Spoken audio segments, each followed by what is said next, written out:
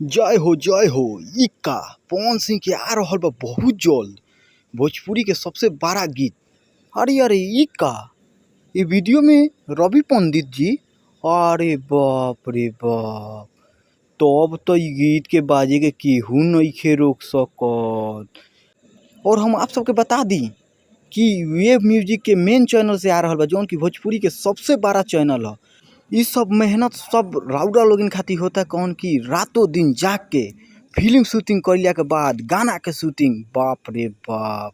और हम आप सबके बता दी कि इ गीत फिल्म के शूटिंग छोड़ के, जौन की फिल्म शूटिंग होता गोरखपुर में, जौन फिल्म के नाम है लखन सिंह, वो फिल्म छोड़ के नाइट में शूटिंग हो भइल है।